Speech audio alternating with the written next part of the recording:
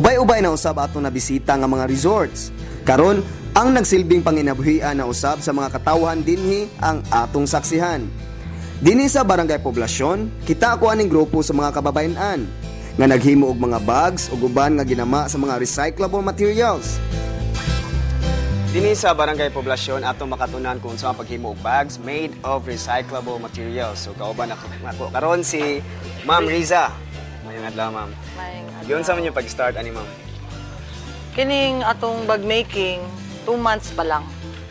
Actually 2 months pa lang siya since nag-start ta sa training. Pero naay uban nga kuan katong atong decoupads kanang paper on wood ug katong atong paper beads dugay na siya. Siguro mga 5 to 6 years na siya. Is this for export? This one local, the paper beads ug katong decoupads export. Dako ba rin nakatabang sa locality diri mo? Dako kayo din siya tabang sa atong mga locals kay imbis nga idol ang ilang kuan, ilang panahon, ila manggi trabaho ani. So nahimo silang productive.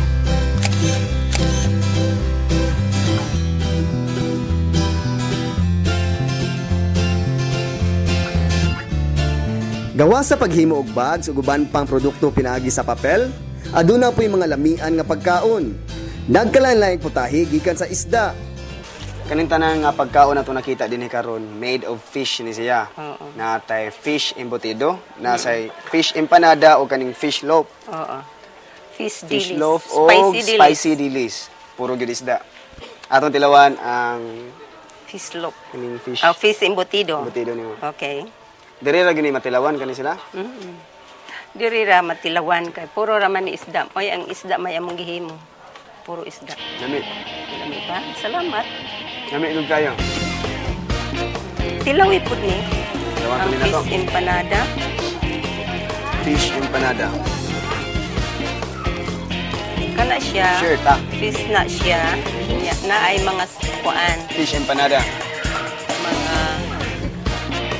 Mga vegetables sa sulod. vegetables like egg.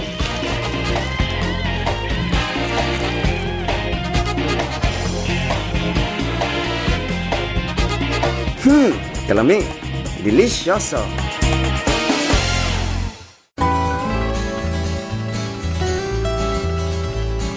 Ready na mo sa next stop? Kuyugi ko ninyo sa Barangay Ukoy. Unsa kaha ang naa didto? Pipila lang ka minutos gikan sa Barangay Poblasyon, naabot na gyud ako sa Barangay Ukoy. Mabiabihon kayo ang mga tao dinhi. Makita gayud ang mga matamis nilang mga pahiyom. Nasaksihan ko ang mga lumad nga naghimo og banig.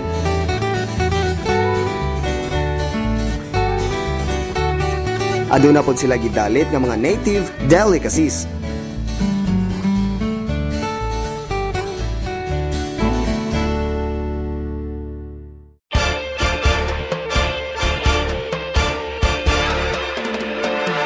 Kung pagkaulang hisgutan, wala gyud ko gutuma dinhi. Sa akong pagbisita, gidalit sa pipila sa mga sikat nga restaurants dinhi sa ilang lungsod ang ilang mga lami ang mga pagkaon. Anhin na mo sa Santa Fe o mag-food trip na ta!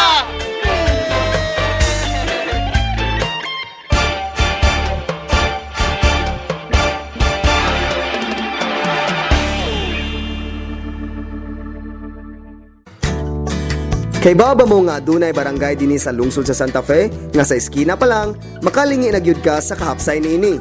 Atangi sa akong pagbalik.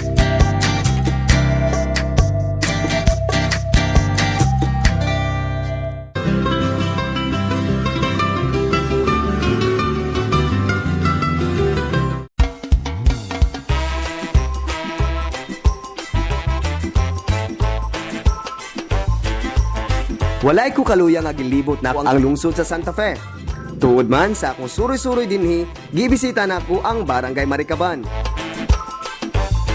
Iskina pa lang makita nimo nga ang mga bunot sa lubi, gipintalan og puti, maong limpyo kayo kining tan-awon. Dili lang makita sa sinugdanan kay hangtod nga naabot ako sa sentro sa ilang barangay, ingon ani gihapon kalimpyo ang akong nakita. Kinsa may dili ganahan mo puyo og ingon ani kahapsay og limpyo nga lugar, di ba? Daghan kog nadiskubrihan ni ining barangaya. Kay tungod daghang lubi dinhi, aduna say daghang kupra. Mao kini ang himuong lana or oil.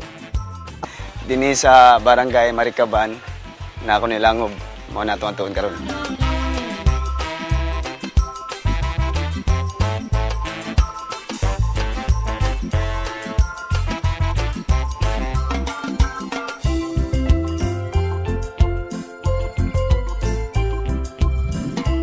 Ang edukasyon importante kayo ug wala gyud kini gibaliwala dinhi sa maong barangay.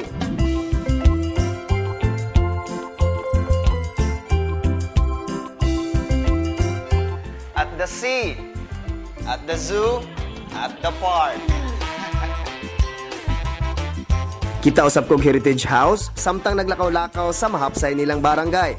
Mao ni ang karang balay ni Kanhi Cabeza di Barangay, si Silio Bayonon.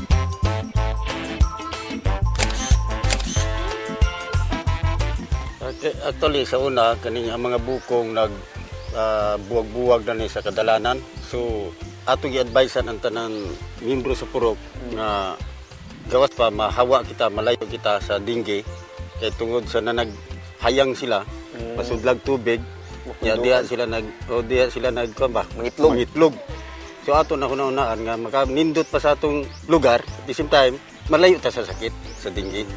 So, mauna ato na obserbaran sa karon nga ato day gilinya makadugang day nindot sa atong lugar palibot to magani na kuanan nga gipurok-purok na to sila. So ang ilang pagtrabaho hantod yun sa ilang boundary, ilang ipanghuman yun, murag nagpaindigay sila ba. So wa nato bisan wa na nato sila sigihig sugo sa ilang mismo kaugalingon, manlimpo na lang sila. At ang iunya sa akong pagbalik. Off to Virgin Island.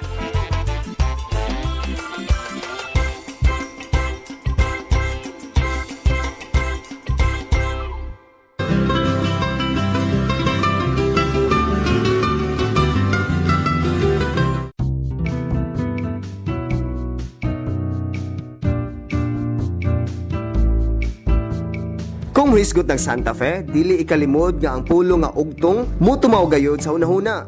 Tungod kay nabantog na kayo kini nga resort ug naa na himutang mismo sa lungsod sa Santa Fe. Mao kini ang Ugtong Cave. Gitawag kining Ugtong Cave kaya dunay langob dinhi nga imong makita. Mao ni ang Ugtong Cave dinhi sa Ugtong Beach Resort. Ug kini unique kayo kay pwede ka maligo dinhi. Nya tin-aw kayo ang tubig. Malingaw gyud mo.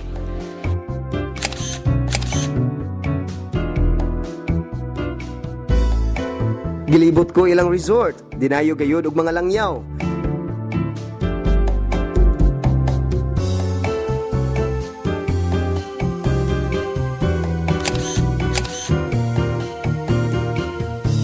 Remarkable gayud ang ilang resort.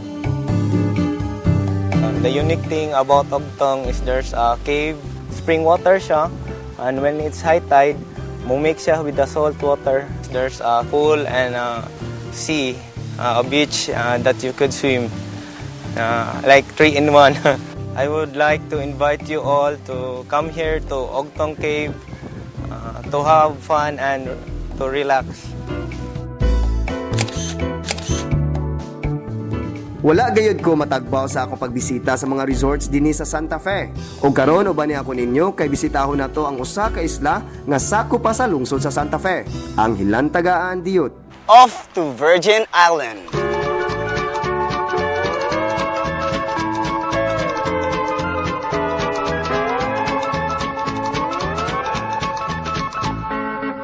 Uban sa manindot nga panahon, manindot usab kayo ang akong pagbisita sa maong isla. Madani gayud ka nga maligo sa matin-aw kayo nga kadagatan. Walay kabutangan ang kanindot sa lugar. Dili ko kahunong sa pagdaig kay tinuoray gayong puti kayo ang bas ug tin-aw kayo ang dagat.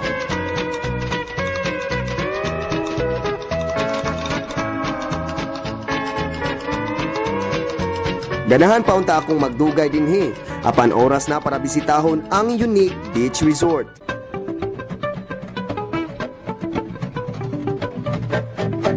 Tuod Bukod man, the name of the resort speaks for itself.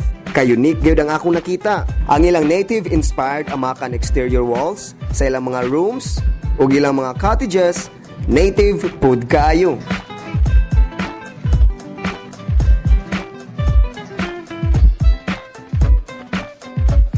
Anapay lain, ang Marlins Beach Resort. Ma-enjoy nimo ang sea breeze. Dili ka mapulan og stay dinhi kay soothing ang lugar.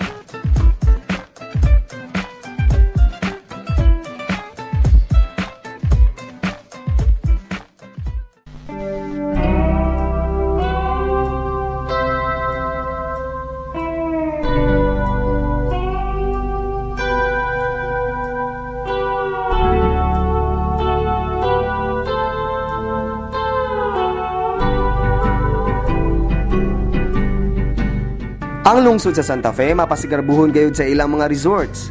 Kini mao ang nakapalambo sa turismo sa maong lungsod. Ug aduna usab daghang nadawat ang lungsod nga mga proyekto gikan sa lalawigan sa Sugbo. Dako gikay natabang sigov sa amo dire. Pasalamat gid pud ko sa province kay kanang dako pud kay ilang pagsuporta dire. Labi na sa among sa tanan mga infrastructure, sa among water system, sa electrification. So dako gikay katabang sigov sa amo. Ang Santa Fe mo ang sentro sa turismo dinhi sa isla sa Bantayan. Nahuman na natong libot suroy ang mga lungsod. Na-enjoy na to ang ilang pristine white beaches nga ilang gipasigarbo. Ug kung kamo mangitag maanindot nga beaches, bisitaha lang ang tropical paradise of the north, Santa Fe. Hangtod sa sunod natong panag-uban sa pagdiskubre sa naglain-laing talanawon gikan sa mga maanindot kayo nga lungsod ug syudad dinhi sa lalawigan sa Sugbo. Ako si Matt, dinhi lang sa tong programa nga para gyud natong mga lagan nga ganahan og hilig kaayo mag suroy-suroy.